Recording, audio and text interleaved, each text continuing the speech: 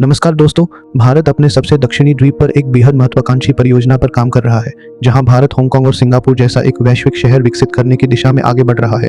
इस परियोजना का नाम है ग्रेट निकोबार प्रोजेक्ट। इस प्रोजेक्ट का मुख्य उद्देश्य ग्रेट निकोबार द्वीप को एक अंतर्राष्ट्रीय लॉजिस्टिक, डिफेंस और आर्थिक हब के रूप में विकसित करना है। इस परियोजना के तहत एक बड़ा ट्रांसशिपमेंट पोर्ट, इंटरनेशनल एयरपोर्ट, आधुनिक टाउनशिप, बिजली, पानी और रणनीतिक सुरक्षा ढांचा तैयार किया जाएगा। इस प्रोजेक्ट से भारत को कई अहम फायदे मिल सकते हैं। सबसे बड़ा फायदा है हिंद महासागर क्षेत्र में भारत की रणनीतिक स्थिति का मजबूत होना।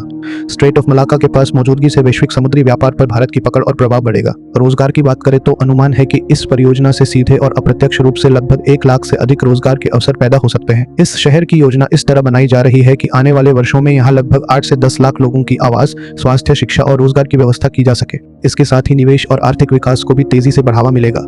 लेकिन कहानी का दूसरा पहलू भी है, जहां कुछ राजनीतिक दल जैसे कांग्रेस इस प्रोजेक्ट का जोरदार विरोध कर रहे हैं।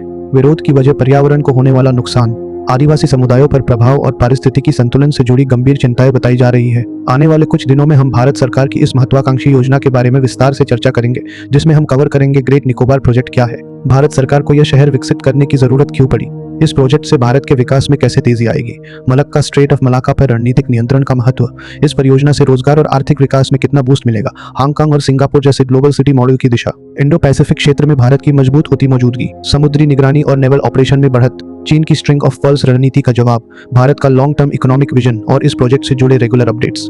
इसलिए अगर आप देश से जुड़ी इस महत्वाकांक्षी परियोजना के बारे में गहराई से समझना चाहते हैं और इस पर रेगुलर अपडेट चाहते हैं तो कृपया इस चैनल को सब्सक्राइब करें और कमेंट में अपने सुझाव जरूर लिखें। धन्यवाद।